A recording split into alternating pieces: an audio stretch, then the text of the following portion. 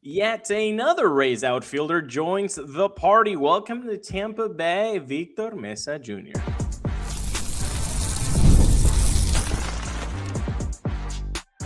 You are Locked On Rays, your daily Tampa Bay Rays podcast. Part of the Locked On Podcast Network, your team every day.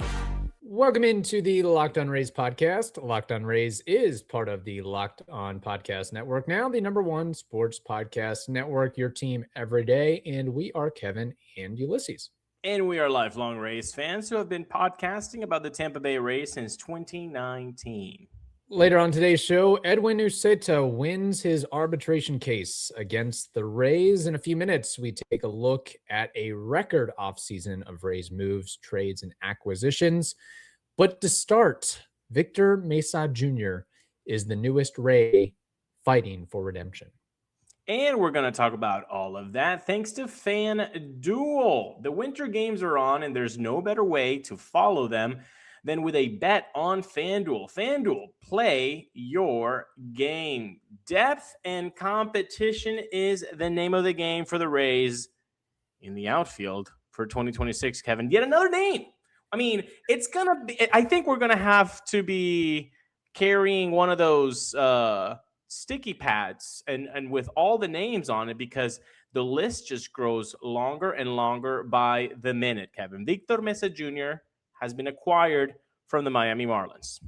He has been, and it does seem like the Rays are just messing with us at this point.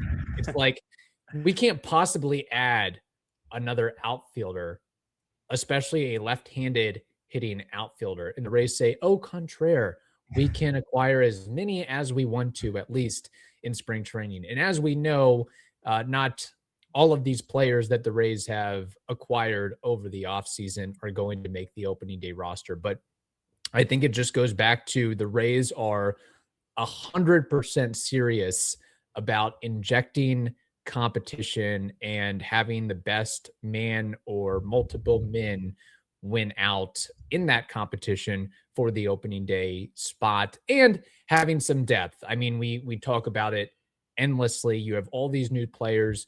You're going to be playing at the Trop. There's going to be nicks and bruises and injuries that pop up. So it is probably pretty nice to have a Rolodex of guys that you can call upon in AAA to at least carry the fort for a little bit. And a lot of the guys that they've acquired, were at one point highly touted prospects or had some name recognition to them. And sometimes it's just a case of, hey, let's give them a fresh start and see what they can do. Let's see what Victor Mesa Jr. can do. Let's see what Ryan Valade can do. Let's see what Jacob Melton can do. And let's mix those guys in with tested veterans like Jake Fraley and Cedric Mullins and see how it all shakes out at the end of the day. Exactly, and it's a guy that has baseball running through his blood in Victor Mesa Jr. So that's also a cool, nice little story. Also, just as an aside, just a 47-second pop culture thing here. Rolodex. That is something that I think our youngest Locked On Rays listeners, who I don't know how old they are, but they probably missed out on the definition of a Rolodex. So thank you for making me feel without old. Googling, it's not a Rolex, it's a Rolodex. So without Googling, try to determine what a Rolodex is, a physical Rolodex that may or may not be housed on your work desk or home office desk. Dude, you know what? I kind of miss those. I only saw them like growing up. Like I never actually had one, obviously, but like, growing up, you see them and I was like, now I'm like, damn, that would be really nice to have. But anyway, I digress.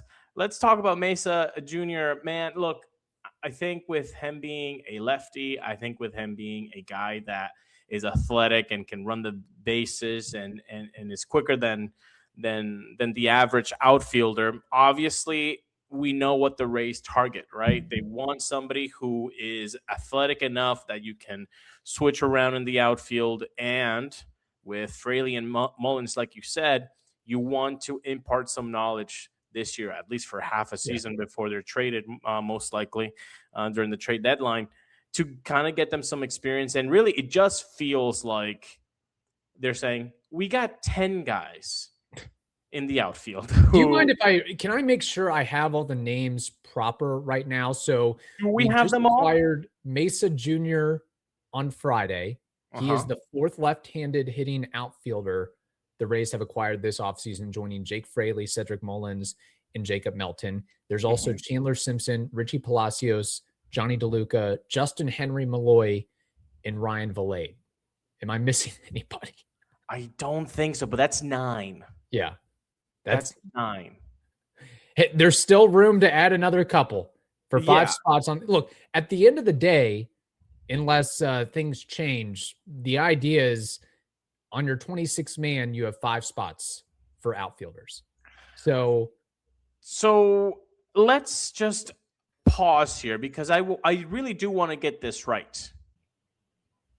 It's 9 guys. We just checked rather quickly. It's 9 guys. So I think what the Rays are trying to do is like, okay, with these 9 guys, we know definitely Mullins is going to get, his share of playing time. But out of these other guys, who do we have here that hasn't had – the combination is they haven't had a lot of major league experience. Right. They have had success in the minors. They're athletic, and they didn't have an open lane where they were from.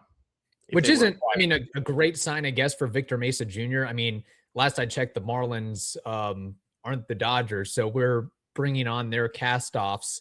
But again, I don't know. Maybe the situation with the Marlins, they might have a prolific number of outfielders compared to the Rays. But sometimes, as we know, guys just need an open lane or a true legitimate shot to prove themselves. I mean, it had to happen with Jonathan Aranda at some point in time. So, I mean, it's good from that perspective. But to your point about Victor Mesa Jr., yeah, he's got like 16 games in the big leagues, and we know he has really good AAA numbers, which anybody that you're acquiring on the 40-man, odds are they've probably got pretty good AAA numbers. They're probably a 280 hitter with 20 home runs and 80 RBIs in AAA.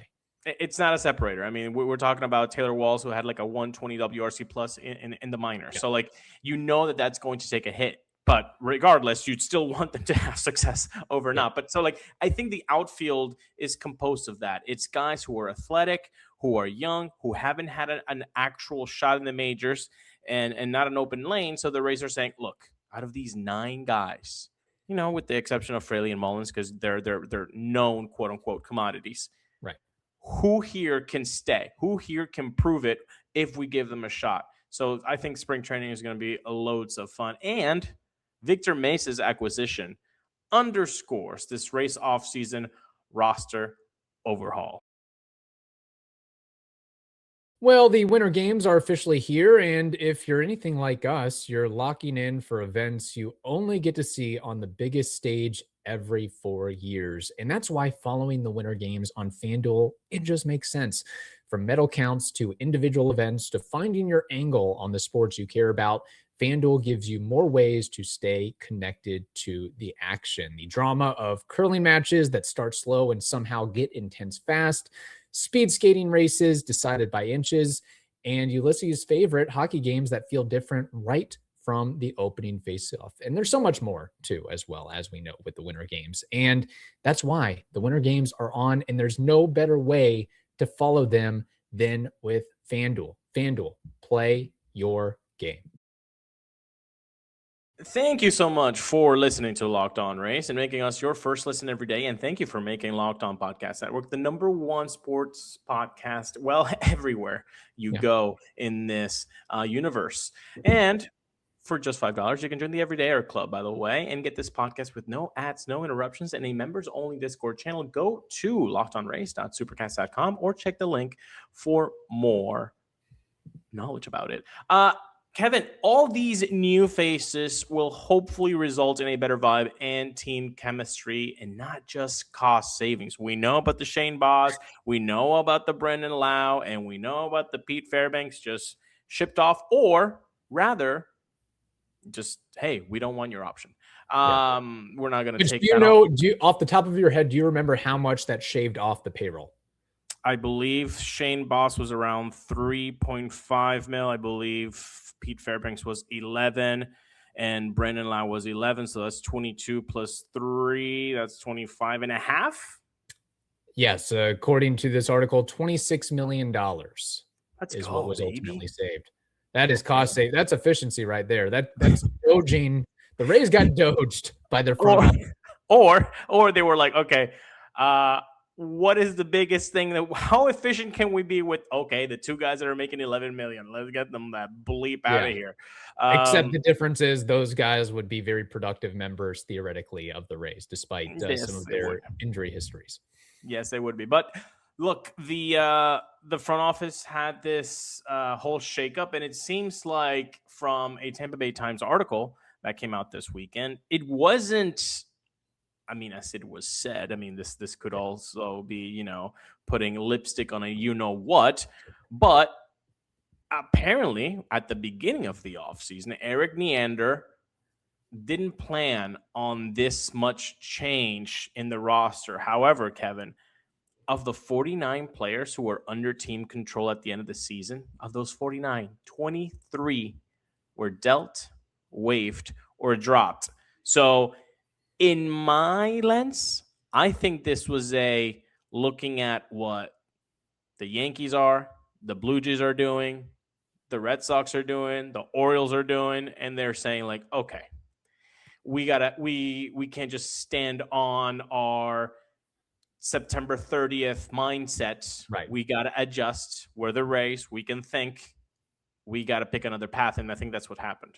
Yeah, we have to change course after 2 consecutive losing seasons. Let's remember the Rays lost 85 games, the most with Erik Neander in charge and since 2016, and missing the playoffs a second straight season after making the previous 5. So I know that Erik Neander said in that quote, hey, it's on my MacBook that I wasn't planning to make too many changes. But when you're in that situation, you probably do have to make some changes to a point. And boy, oh boy, did they. You mentioned about the 49 players, but the Rays, with the trade of Victor Mesa Jr., that was their 16th trade, which in total have involved 37 players, 2 draft picks, and 6 checks/wire transfers to cover cash deals. Moreover, they said goodbye to 17 players, designated them for assignment, in addition to signing 8 players to minor league deals with invites to big league camp. So, and of course, we mentioned about cutting ties with the household names of Brandon Lowe, Pete Fairbanks,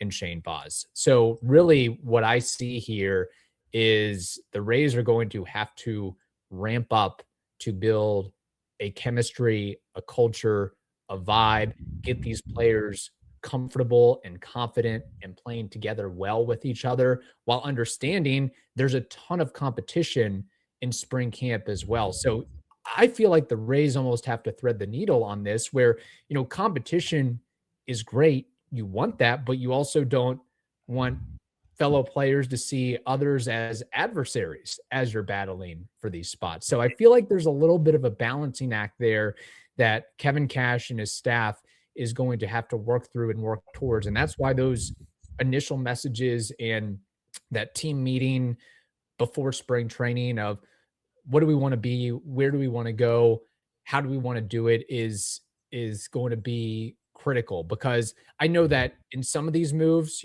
some players have been teammates with other players, which is great, but there's a lot of new faces in the building, and you got to understand what makes them tick and how to get them to work together towards the common goal of trying to have a winning season, at least, if not make the playoffs.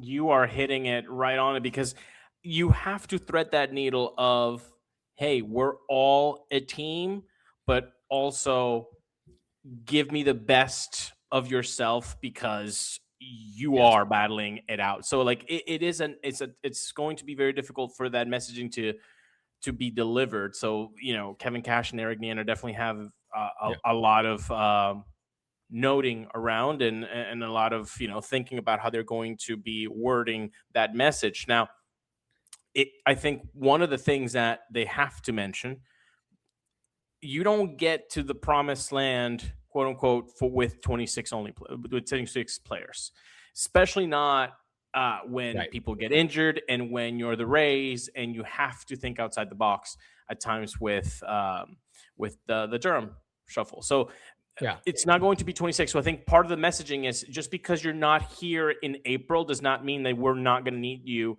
May, June, July, August, September, or October, hopefully, right? But I think so that part of the messaging has to be that, and part of the messaging has to be look around you and don't think that you have to withhold your own trade secrets of baseball, of your craft, because it might benefit somebody else next to you. On the contrary, try to share that so that we all can move forward together, because maybe you by sharing that, then it makes you better. It makes you want to actually exemplify what you're trying to deliver, and then it actually makes you better. So it's going to be very interesting, especially, and we're talking mostly in the outfield, because like we said in the first segment, 9 guys.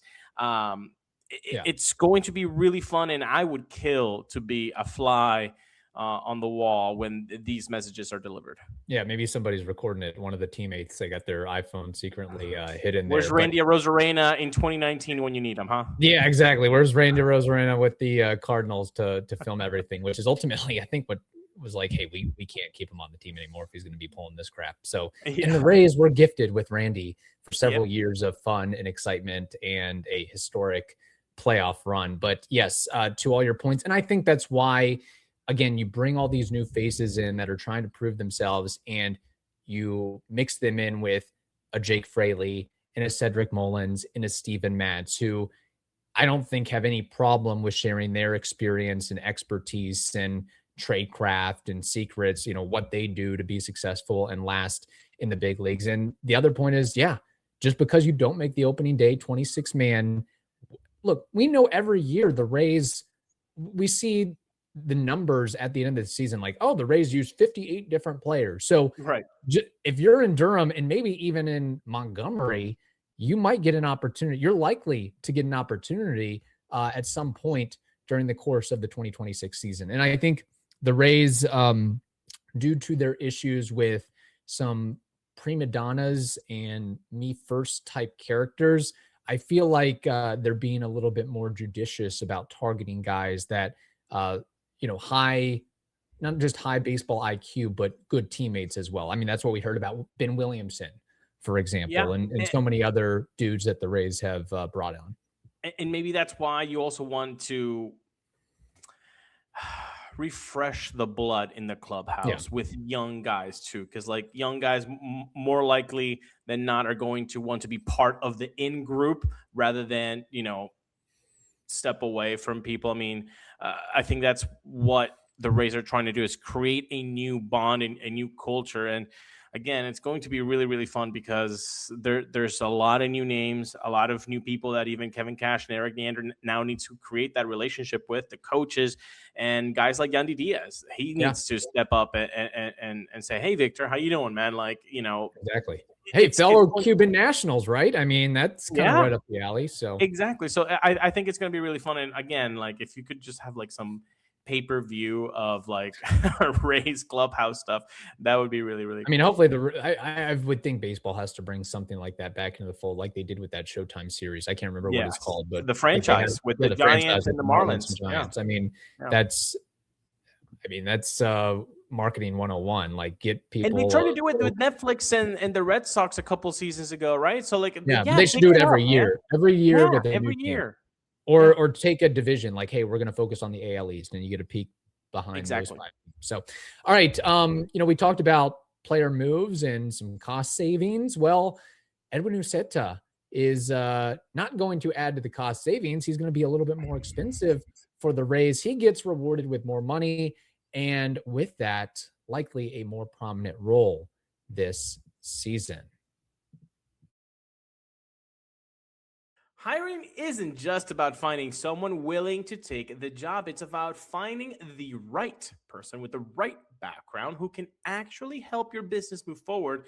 And if you want candidates who match what you're looking for, Indeed sponsored jobs is the move, because instead of hoping the right person just stumbles across your post, Indeed helps you match with the quality candidates that you deserve, because they boost your job listing to the people who fit your specific criteria.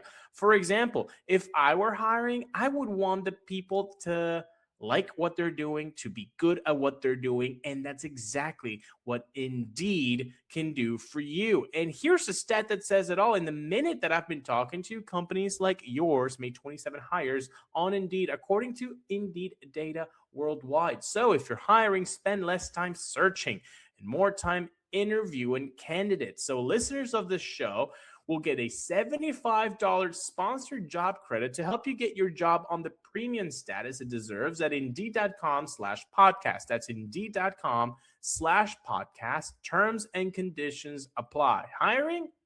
Do it the right way with Indeed.